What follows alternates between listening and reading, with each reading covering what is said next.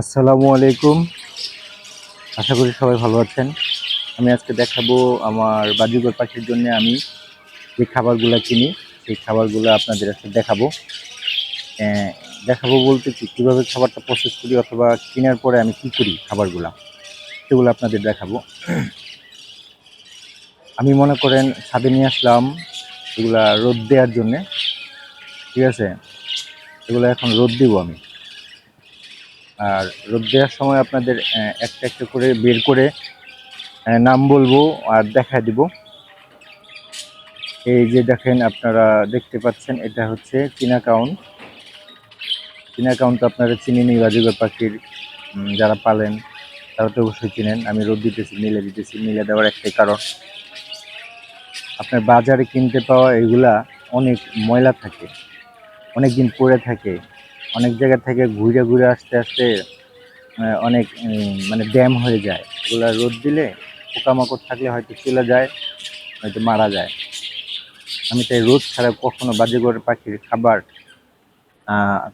বাজিগরে খাইতে দিই না। তারপরে এই দেখেন, আমি রোদ দিচ্ছি। আপনার এটা হচ্ছে ধান। ধানটা খুব সস্তা দামে পাওয়া যায়। আর আমার হাতে এখন আছে আপনার 4 প্রকারের চীনা কাউন।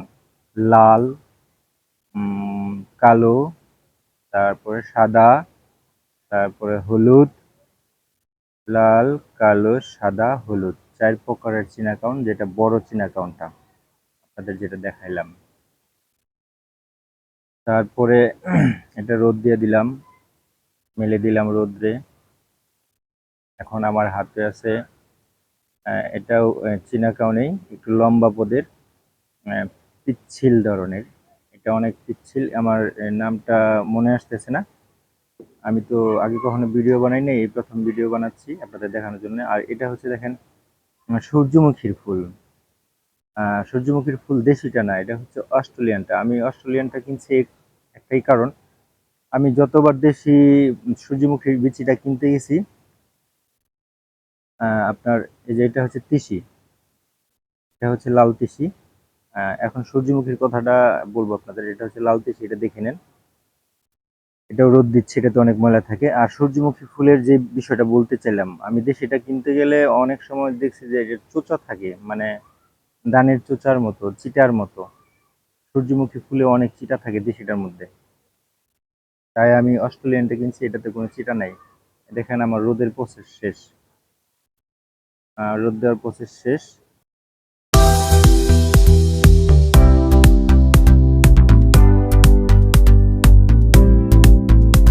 আবার ফিরে আসলাম আপনাদের মাঝে। আমার রোদ দেওয়া শেষ। এখন আমি উঠায় ফেলবো সবগুলা। উঠায় আমি এগুলা পরিষ্কার করব। রোদ দেওয়া শেষ হয়ে গেছে, এখন আমি পরিষ্কার করব। আমার পরিষ্কার করার যে প্রসেসটা, এটা আপনাদের সাথে শেয়ার করতেছি।